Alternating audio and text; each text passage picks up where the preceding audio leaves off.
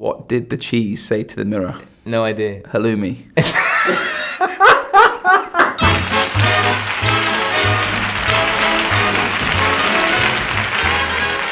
Hi everyone and welcome to Make It Happen TV. I'm Spencer Lodge. And I'm Lewis Allsopp, and welcome to... The show! Oh God, he's on one. How you doing? Good, mate. I've had a coffee, feeling good. Fired up? I'm ready for you. Ready for the episode? Yeah, and God. Like white shirts? You like wearing white shirts? Yeah, I do. White shirts, what do you reckon? Are my pink shirts, my blue shirts, check shirts, are they better, or white shirts? What do you reckon? Let us know. Or maybe not. Don't. It's the most boring subject you've got on TV. So subscribe, please, to follow this. If you're listening on the podcast, welcome to the show. If you've got questions, if you've got stuff you'd like to learn about, then please send us messages afterwards and we'll make sure we include it in the next show. So we've talked about quite a few things over the last couple of episodes. Yes. How are you? So Chinese Yes. supermarket chain that opened up using augmented reality. Yes, we've just watched the video. Yeah, I showed you a video on it. Yeah. Had you heard of it before? Never. Okay, so just for the benefit of everyone out there, if you don't know anything about it, number one store is the direct translation of and built virtual supermarkets across China. 1,000 of them opened literally overnight. Yeah. What I thought was really interesting was the fact that these virtual supermarkets, some of them they put right in front of their competitors' brick and mortar supermarkets. Correct. When you look at that type of technology where people literally can walk into, let's say, an open space, a car park, with their phone, and they can walk through a supermarket that's not actually there and buy their groceries, and then by the time they get home, their groceries are home. Yep. Tell me how that's not disrupting the brick and mortar retail stores that exist. It is, but I always revert back to you when I saw you playing Pokemon Go. Do you remember that game where you'd have your virtual reality and you walking down the palm? Yeah. Yeah. I was wasn't like, playing Spencer, what are you doing? I wasn't You don't do it anymore because it was a fad and you were addicted and whatever. I've never played Pokemon. He's a collector. But no, you use that as an example. I think that's one of the biggest games. I remember walking, I think we were in Paris and was walking through the high streets, and every kid, I mean everyone, and you obviously, were all walking like this with their phones, and it was the virtual reality, it was the augmented reality, which is the same as what we're talking about with this. I believe the technology, the idea, and the hype behind it is amazing. You know, for what you've explained and what I've seen, being able to, it's a digital shop. A digital shop where you put the app on and you can see everything around you like you're actually in a shop. And, you know, the idea is great, but you can do InstaShop, which is the Dubai version of online shopping. And you can click what you want. You don't need to walk around the store. Mm-hmm. I like the idea, but I think it's more PR than a concept. And we know it's had growth. You know, we've looked at the stats for it. But let's say, for instance, hypothetically, you today, you finish Pokemon Go, that's finished.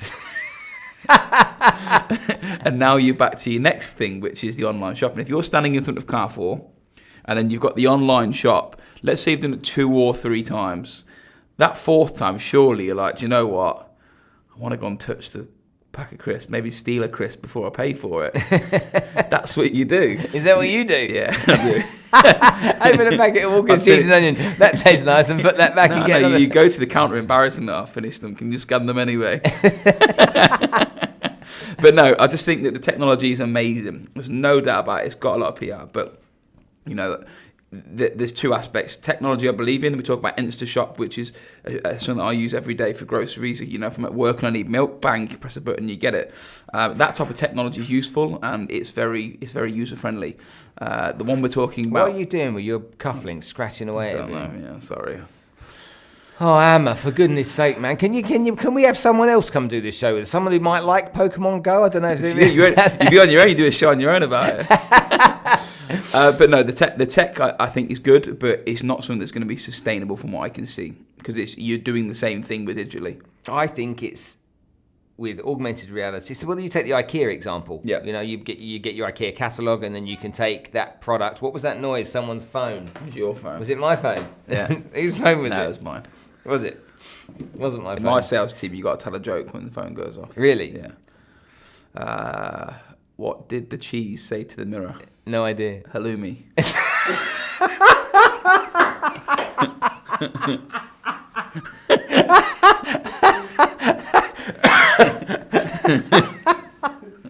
Why are we doing this? Why are we doing this? What have I done? God. You invited me. Oh, dear me. So you take the IKEA catalogue, the idea of being able to be in your living room Yes. and see how a piece of furniture fits. Yep. Do you like that idea? Yeah, amazing. Okay. That works because, you know, you're utilising it in a real life scenario. You want to know if it fits. You know, how many people measure up their living room and they go through that process. That is something you can utilise into modern day and technology. Right, so I've got my catalogue. Yes. I'm sat on my sofa. Yep. I look through augmented reality at that piece of furniture in my living room. Yeah. I then click and buy it. I haven't had to go to the brick and mortar store of IKEA, which nobody would want to go to anyway. But the difference is, and this is, I don't know about you, but I get told off a lot from Georgia because when I go to home shopping, I always sit on the sofas and want to see how comfy they are, how soft the pillows are. I always do it. I sit on every, like, it would take an hour to get around Marina Exotic. Just go sitting on all the chairs. Do you sleep on the bed shop beds? I've done it a few times. But you get strange looks. What are we doing? You're as tall as you are, though. Your feet My must feet hang hanging out the end. But no, the concept, again, it works. But me being a buyer, I'd want to also see it at some point. If it measures up, amazing. If it looks good, amazing. But there's still going to be that reality with it as well. Okay, we've debated technology quite a lot recently, and we're bizarrely, I would have thought a 31-year-old against a 47-year-old, the argument might have been stronger from you than it was from me. So it's been an interesting conversation to have. Let's talk about recruiting salespeople. Yes. I have worked in sales for many years, as you know, and most of my working career, your working career again, has been in one particular area, but still essentially sales. Yep. And I see sales in real estate being different to sales in real estate in other countries. Yeah. Here particularly, sorry. Yep. When you recruit somebody for your business, is there a scientific process behind how you find the candidates that are going to fit into your culture? Or is it based around some kind of woolly types of things like, well, you know, they've got a good attitude, or if they demonstrate they've got a good work ethic, or they've got a track record? Do you go with simple stuff like that, or do you make it more scientific? It's very hard to get a job with us. 1,800 CVs a month. I phoned up yesterday and they offered me a job. No way. But we have 1,800 CVs a month. So hold on, 1,800 CVs are sent to you a month. A month. Okay, from all the over UK. From the UK. From the UK. So obviously that's broken then down. We have our recruitment team based in the UK and the UAE, and they work for Allsopp and Allsopp. And what they would do is break that down to age, experience, sector, and then obviously then you're looking at the later stage. Once you've broken that down, we'll start sending the intro emails out. We'll look then for, when we're speaking to someone, do they do sports? Are they competitive? Have they got the right personality? Then when you get to that stage, again, are they financially stable to move to Dubai? Because it's actually quite an expensive thing to do. So there's many factors. I think there's so many. We've got, I think it's about a 15-step process for you to pass the doors in us. You know, I still get people messaging me on Facebook that I know or know of, and they're like, can you get me a job? For us, it's not that easy because the investment and time and money we put into it, it's got to be the right person. So we do have a process, and that does range from age, financial independence, experience. The one thing that I've seen with recruitment, which is the biggest thing, I believe I'm an incredible judge of character. I believe within 5 minutes I can sort of figure out who you are.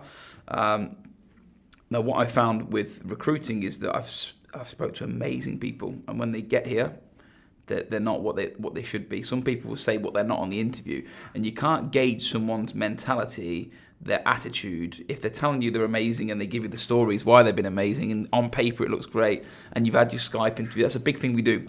Every interview's on Skype, without fail. We used to do telephone interviews, and then that transitioned into Skype. And now we do road shows in the UK, so we actually go and meet them, and we go. I think we've just been to Newcastle, Manchester, and London over a 3-day period. But you can't gauge someone's attitude, which is the big thing. You know, what are they like when they're actually in the office? When they've had a bad day, how do they react? So I don't think there's a real formula. You've just got to be able to judge someone's character. They say on average a CV is read for 8 seconds. Yeah. So CVs generally aren't going to be true representations of people, because they're not going to talk about when they got fired. Yep. They're not going to talk about where they failed. They're only going to talk about the things that are positive about them. Yes. The number one most used word Yep. on LinkedIn when someone describes themselves, okay, do you know what that word is? Is it 2 words or 1 word? It's one word. Don't know, you tell me. Motivated. Wow, okay. It's the number one used word on LinkedIn. Hard working's got to be second for 2 words, doesn't it? A motivated hard working. And when you consider the crap that a lot of people write on their CVs, you consider the fact that nobody's going to be saying anything about themselves on a LinkedIn profile that's anything other than positive. Yeah. How do you go from there? You say you do a Skype interview. How long does a Skype interview last? 25, 30 minutes. We have 2, and then we have a third round. So you meet one recruiter, then it goes to the head of HR, and then normally it goes to a branch manager to make the decision on them. But the third one generally is, we like them, we think unless you spot something that you really don't like, then, go ahead with them. Okay, so 2 proper interviews then on Skype. Yeah. And those 2 proper interviews, people are typically selling themselves. They're trying to present the best version of themselves. Correct. A lot of people have worked hard to be able to interview well. Yeah. But how do you go about measuring attitude, work ethic? Do you, with people that have got experience, do you require a demonstrable example of results? Not really. There's not a lot. There's no real way to gauge it. I mean, if I was interviewing you today, I'm not going to go, all right, Spence, I got sacked when I was 16 for being hungover, and then, I didn't turn into work, and they list all the bad things. You avoid it. You avoid them conversations. Obviously, you will ask, what are your weaknesses? But again, who's going to tell you their weaknesses? The standard one I get is, I work too hard. I work too hard. That's my weakness. Yeah. I am too dedicated. Too loyal. Too loyal for my own good. I've got this job off from another company, but I am too loyal. So no, you do get all of that. Honestly, it goes back to the same thing that I talk about. It's people. You've got to be able to read a person. I still get it wrong, and my recruitment team still get it wrong. But there's no magic for anyone that's ever got it right. Sales is always going to be a high turnover of staff, because someone can tell you they'll be amazing, they'll tell you they'll do X, Y, and Z, but if they're not doing the numbers or they moan, you can't. Do you moan on an interview? No. Okay, you don't moan. Then they get here and they moan. How do you stop that? So what's more important, their results or their success results, or their ability to fit into the culture? What's more important to you? If someone was billing big numbers for me and they didn't fit into the culture or didn't work the way that I need them to work, then they wouldn't be with me. Okay. No one. They say it in football. You watch Alex Ferguson. Alex Ferguson will openly say he's got rid of Beckham. He's got rid of many superstars across the time because they didn't fit into the way they wanted to play.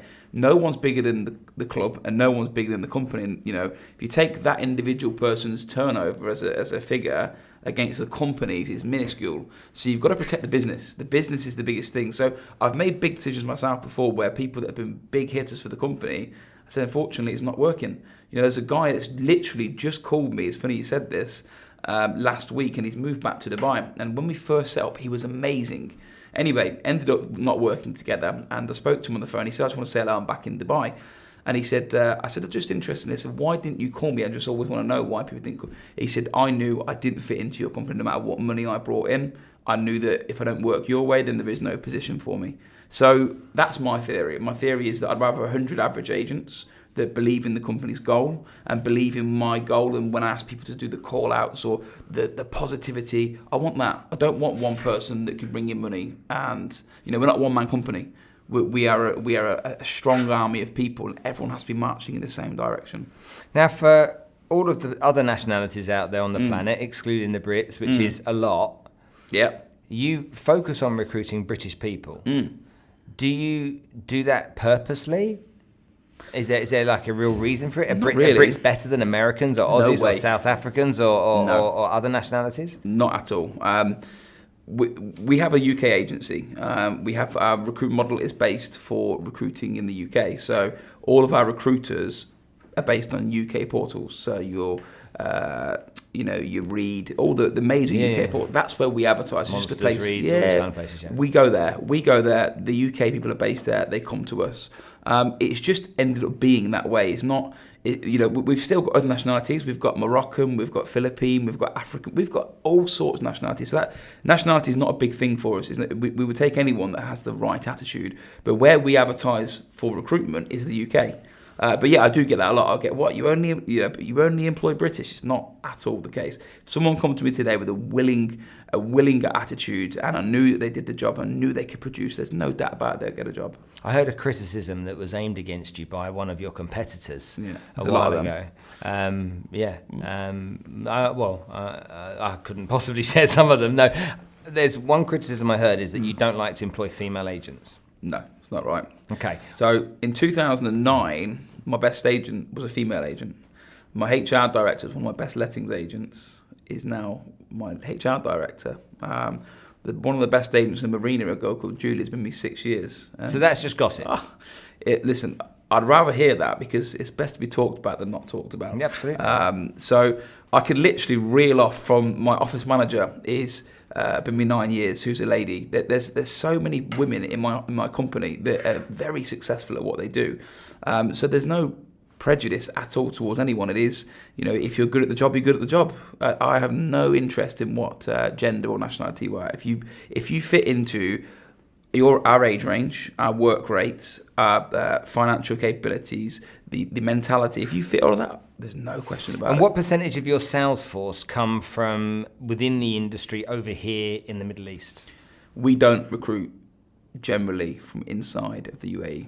So we will not go and speak to another real estate company. What you'll find is a lot of real estate companies want our staff, but we don't want anyone else's staff. We've employed staff from other companies, but when they've left or they've come to us, we don't actively go and approach staff, because I'm of the opinion that I'd rather bring someone in fresh and show them how we want things done and train them our way, because we have a process and procedure that we follow. Now, if we took someone from XYZ real estate, they're coming in and be like, oh, hang on a minute, this is not the way I've done it 5 years ago. But your way hasn't worked for whatever reason, because your company isn't number one, or you're not. If you're coming to me, then something's not right for you. So you have to follow what we ask you to do, and if you follow our formula, you'll see the end product is the success that we've had. So yeah, we don't recruit internally from the UAE at all. Okay. And when you think about you being a good judge of character, and you talk about you sometimes getting it wrong. Yes. What if you can share this, is your staff turnover typically? So what percentage do you retain, and what percentage on average do you lose over let's say a 12-month period? Lettings is always going to be high. So how our business is set up, you've got your lettings agent, which in football terms is your under 21s, your youth academy. So whatever age you are, whatever background you have, if you're new to Dubai and you're new to real estate, we'll put you in lettings. There's a theory and a method behind our madness, is that, let's say we use the Palm Mirror as an example. You go into the Palm with the process of going in to be a Palm sales agent in a year's time, 18 months, whatever it may be. And when you do that transition, if you succeed from lettings, what you'll find is that you end up knowing the Palm straight away. So you can talk about Signature Villa, Palm Village, you can talk about all the apartments. But when you go out to lettings is tough. It's instant, wham, bam, thank you, man. If you don't succeed that month, then you have no money, because it's literally, you have to make money. There's no negotiation. Sales is a long-term thing. So if you take sales as an example, we probably lose on average 3 to 5% of our staff on sales a year. If you're successful at our business, you don't leave. It's as simple as that, because it's what I call the golden handcuffs. You're tied in because your pipeline follows us, and more importantly, there's nowhere else to go. No one does the marketing and everything that we do, and the amount of money that they're making, they don't leave. So you talk about your Julia Ferrari, who's been with me 5 years. She's not left because obviously she's a loyal girl. She's good at a job, but she has a pipeline. So there's a mixture of many reasons why they don't leave, and the company just works. But lettings, their job is to do really well in lettings, to transition to sales. So let's get to the numbers here then. So what percentage of lettings typically is retained and turned over? I would say you produce 40 to 50% of lettings a year. Really? Yeah. Wow, that's a big number. Yeah. It's I always say this when I go and meet staff, because you're not going to have People that come over will not fail because of us. Okay, and I go back to the recruitment policy. People will fail because they don't come over and they'll tell you, I'm going to do well, I'm going to work hard. I had a group of people that come in, new recruits last month. So we had 10 recruits last month. So you meet them, it was 2 months ago, and I said, look, we're coming over, you start a Christmas, not holiday. We'll train you, we'll get you up and running. So within the first week, these guys were out clubbing, and they're at their brunches, and they're spending their money, and I've watched them tagged in photos on tables in clubs. And I'm like, what are you doing? You've been here a week. And they get caught in that cycle where they unfortunately think they're on holiday. So when you're recruiting people, no matter what industry you're in, there's so many variants. Your variants could range from your girlfriend doesn't like Dubai, your boyfriend doesn't like Dubai, they don't like the industry, they don't like the office, they don't like the heat, they'd miss their family. I have seen everything you can imagine, drink driving, you name it, the visa's been rejected for whatever reason. So when you take all this into one cocktail, you're always going to have a high turnover. In the UK, our turnover is very low. Why? Because people live in England, they live in Coventry, and when they take a job, they live there already, they're comfortable, they've got their friends, they know what they're moving into. Dubai is a city where people are moving over to, and when they're moving over, they either succeed or they don't. And that's when, if they succeed, they're in sales. If they don't, unfortunately, it's not for them, and they'll either get a new job in Dubai, which is great, I'm happy we've been part of that journey, or they go on and change their lives and make amazing money working for Allsopp and Allsopp. Do you get criticism online? Oh yeah, we've had it. Is it typically from ex-employees? Oh my God, yeah. What we've done recently is there's a review system called Trustpilot. Yeah. So Trustpilot, we've just signed up to them. It's very expensive to sign up to, but we want to show people what service we offer. Now, if you look on Trustpilot today, we've been going a week. We've got 100 5-star reviews in a week. And we've got nothing below 4-star, and there's no prejudice. We send it out to everyone to say, let us know. We want to know if there's a 1-star. I want to know, because if I know that review, I want to know what I did wrong and how I fix it for the next time, because I don't want our customers to have bad service. So we do have. I mean, I remember looking before, and you can Google it, and there's one some extent. I don't know what it was called. It was a forum about real estate. Glassdoor, is it maybe? I don't know what it was called. The board or something like that. And someone was taught. There was this one guy put an Arab name on. He was like, "They rob money from me." And I was like, "Well, who is this person?" Anyway, we tracked it back and we found out that it's an ex-employee that had done it. So you can trace the IP address back to where it come from. So you're always going to have these people. Unfortunately, you're going to no matter what industry you're in. I've worked with people from Google that have complained about Apple. I've had people that work at audit companies complaining about other audit companies. So people are always going to complain, and unfortunately, that goes back to my big theory. I'm not a blamer. If something doesn't work in my business, I will fix it. But people that fail in real estate, take that as an example, they're blamers. So let's say if you take Allsopp and Allsopp out of the equation, so they're going to work for number 2 real estate company in Dubai, whoever that may be.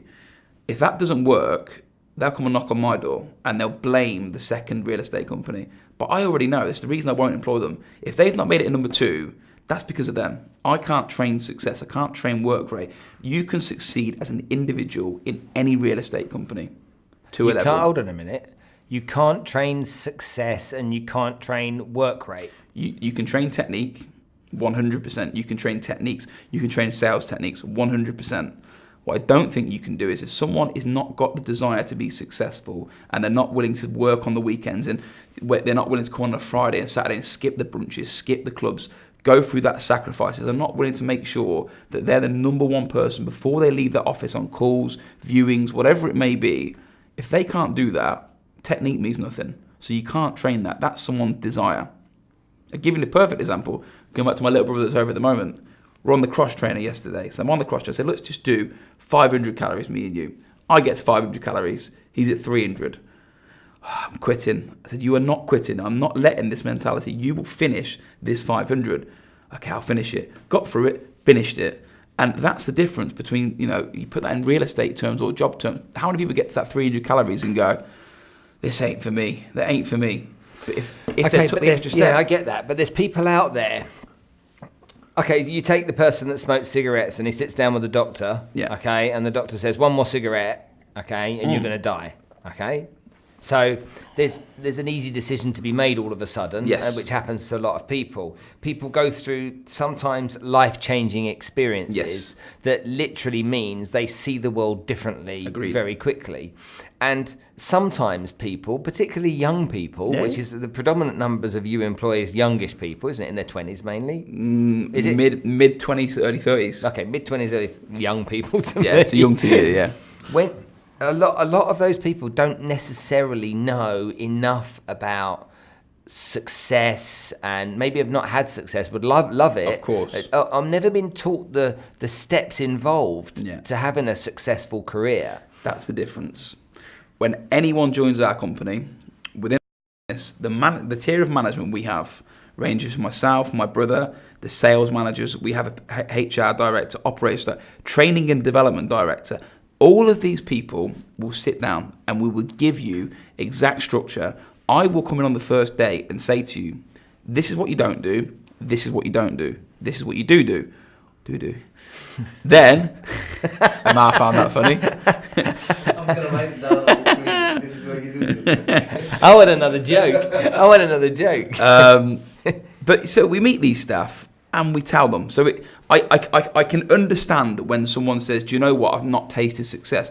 But when I was 19, I didn't taste success. These people like yourself, you didn't taste success before you had it, but you've done what you need to do to become successful. I've met people that unfortunately haven't done what they need to do to become successful. They want it, they talk about it. It's like someone going, I want a six-pack, but they won't go to the gym and they won't moan, but they'll moan they've got a six-pack.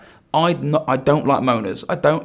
For me, if I have a problem in life, anything, work, whatever it is, I'm still a bit old school. I write it in my diary what the problem is, and I write the solution next to it, and I will deal with that. Too many people in this world, not just in real estate, moan about something and they know the solution. I can guarantee you, you go to my office today and they say, I've got no listings.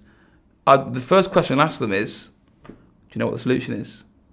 Yeah, this is what you do. And they know it already, but they need that kick up the arse, whatever reason it may be. So I don't believe at all for 1 second there's anything to do with technique. People don't have the desire. If they don't have the desire in sales, as I said to you previously, they shouldn't be doing it. Sales is a unique environment where you can make an incredible amount of money. You can make 10, 15, 20 times more money than anyone else can make in a normal job. But the risk with that is if you're not very good at it and you don't work hard and whatever, and you make nothing. That's the double-edged sword to sales. So you're saying you can't teach desire? No way. No matter what? No matter what.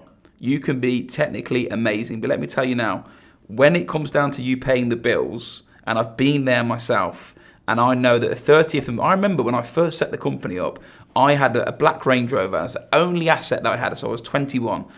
And I remember looking at the salaries and going, oh my God, I owed £50,000 in salaries and had 42 grand in the bank, sterling. So I can't pay. I cannot pay. So I told my brother, I said, I'm going to have to sell the Range Rover. And I made a decision. I said, I can't sell the Range Rover because I sell that, people know what's going on. I can't turn up the next day in a Nissan Tiida or whatever it may be. So I had a decision to make myself at that point. Do you A, say, right, it's time to just call it quits, or do you B? And do you know what I did? I stayed. Honestly, I stayed every night at 10, 11 o'clock. I was coming home knackered, and I went out, did viewers, and I did deals. I made money for that company, our company, and I remember that story. And I remember having a guy in my car, and I said, right, do you want to buy this? And he made the offer, and I said, come with me, you got to get in the car. I drove him to the office, closed it at like 9 o'clock at night, and I tell you what, the satisfaction you get from doing something like that. And then I meet people that say to me, oh no, this is not a good market, or they'll blame it's desire, and you can't train that, and that's what you can't do on interviews.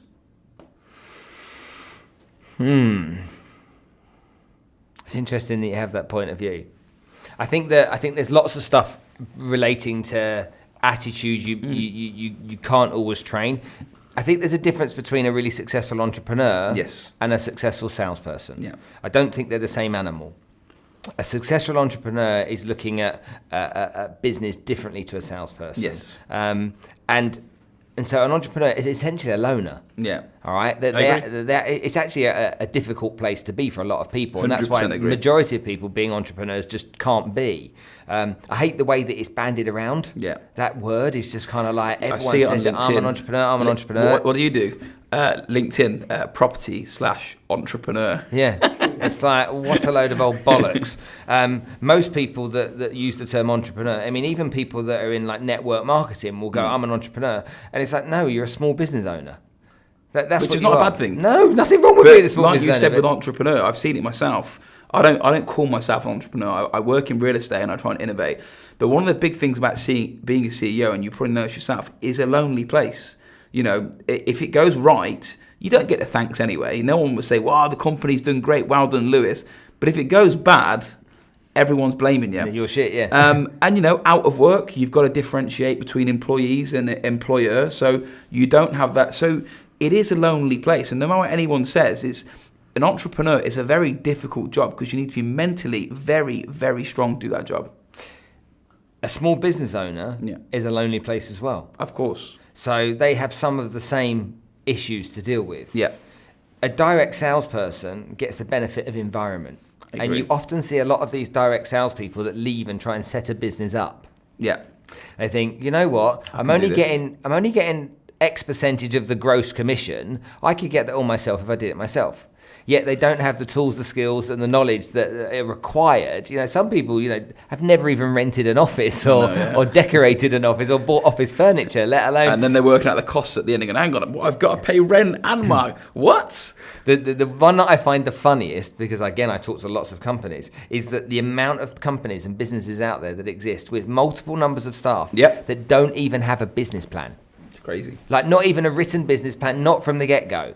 They had an idea, we were going to employ X amount of people, we're going to bring X revenue in, okay, without a strategy to getting it, based upon previous experience they had and nothing more. Yeah. And they wonder why.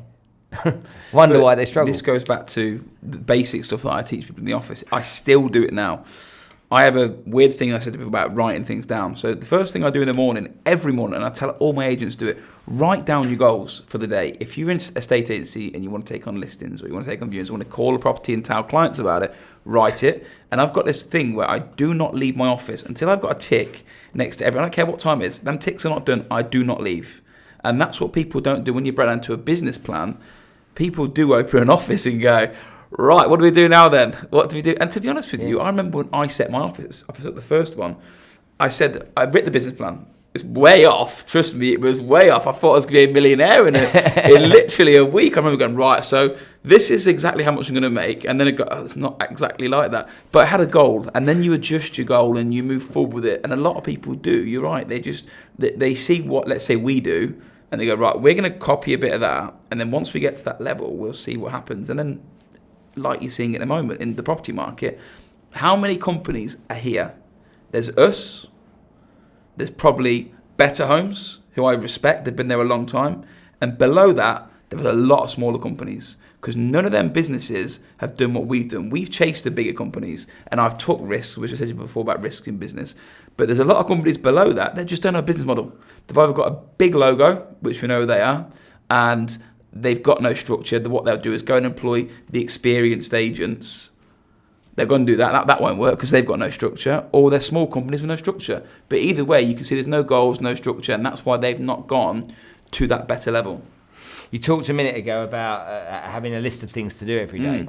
As far as I'm concerned, the way that it has to be is that if I'm a salesperson and I want to achieve X amount of income or success this year, in 2018, I'll write that number down and then I'll break that number down into essentially quarterly, monthly, weekly, and then daily amounts. So let's say that, I don't know, $240,000 I want to earn, that ends up being $20,000 a month, ends up being $5,000 a week, ends up being $1,000 a day. Right. So what do I need to do to find $1,000 a day? Let's say I get on average $500 per sale. That's 2 sales I've got to make today. Right. How many prospects do I need to see to do 2 sales?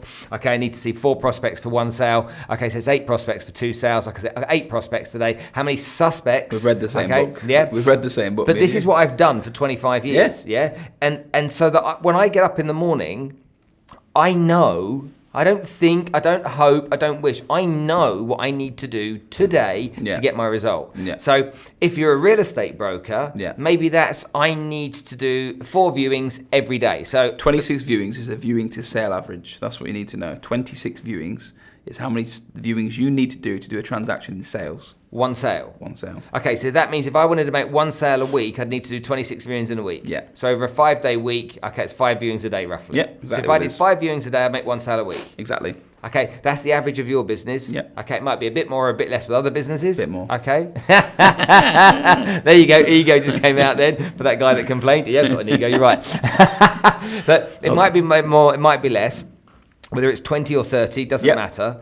If you know that, how easy is it to make a sale a week? But this is the thing. It all comes from the top.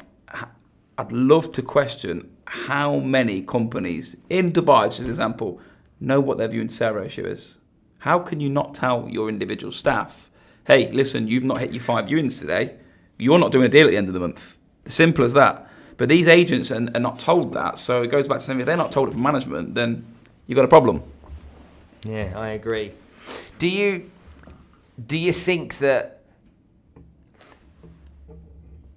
most salespeople, this is not new. What we just talked about here is it's not rocket science. We've not invented it. We were taught it. We were taught it. I was taught it many years ago. You were taught it many years ago. And it's very simple to understand. It's not complicated. Yep.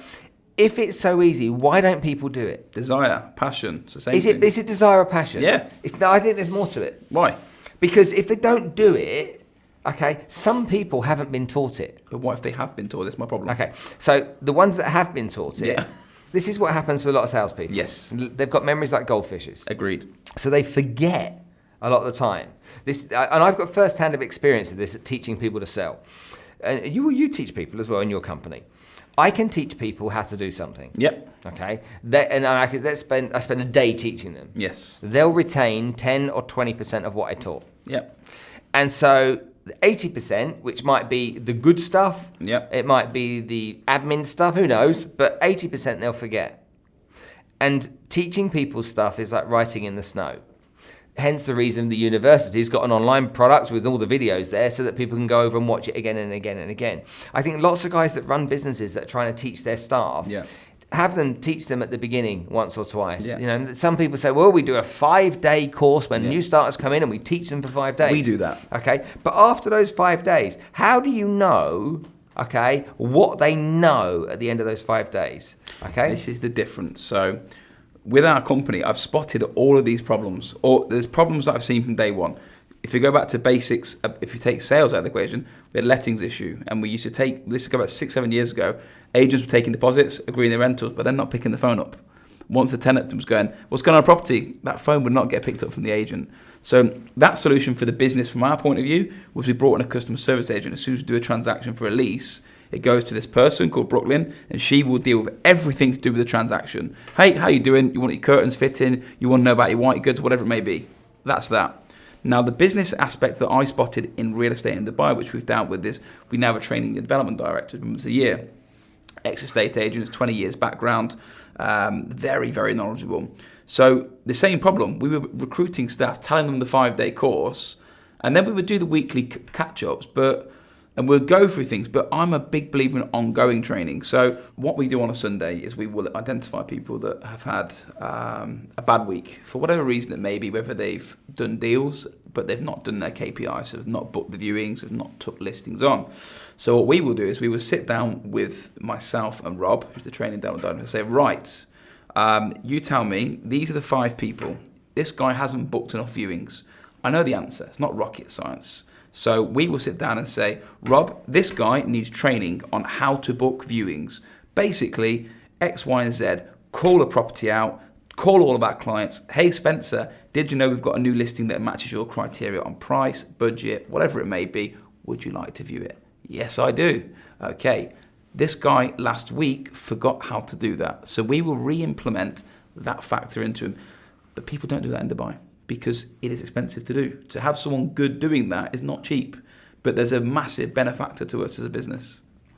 Teach, monitor, measure. This is where so many companies get it wrong. It's like they'll teach it and then they'll try and measure it, but they're not doing the bit in the middle. And it's the same. What's the same as all of us when we learned something at school? You know, remember that teacher that used to have the blackboard in my day? I'm sure whiteboard in your day. I didn't go into the classes. Too busy telling jokes outside. But the teacher would be busy writing on the board. Yeah. Okay, and you'd be copying down what they were writing about, I don't know, some historical facts in your history lesson. Yeah.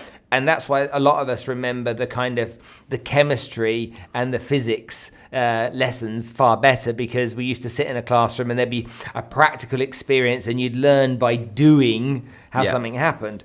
Teaching in a classroom isn't always the best way to teach people. Correct. How much support do you think a new salesperson should get over the course of the first, let's say, 6 months of their journey in terms of teaching and leading and coaching? It's a double-edged sword, because you have to let them sink or swim to a degree. You can't mother them. I don't believe in mothering them. I think personally a weekly review, and maybe every couple of days a 5-minute catch-up to see how they get on if someone's not on target. But that weekly review, you'll go through their KPIs. Are they hitting it? What's the problems? If they're not getting properties on their books, why are they not getting properties on? Let's show you how you do it. So you sit down once a week with the new staff, set them targets, review at the end of the week how they've got on. If they haven't done it, why haven't they done it? If we really need them to do it, I don't normally do it, and it's very rare I've done it, but if you think they're going to fail, come on a Saturday. If they won't come on a Saturday, what are they doing in Dubai? Why are they in the job that they're in? So it goes back to, yes, reviewing what they've done, but I would say on a weekly basis, an absolute minimum to check their activity, and then following up every other day. Agreed. Okay, end of an episode. Yep. Good talking. Well, do we end on a joke or not? Do you have another joke? Yeah, please. Give us another joke. Okay, right. So, why did the Mexican poison his wife? No idea. Why did the Mexican poison his wife? Tequila. Shocking. Right, guys. If you got any bad jokes, by the way, send them in too. Nice to talk to you, Luke. Thank you. Bye, guys. See you soon. Make it happen.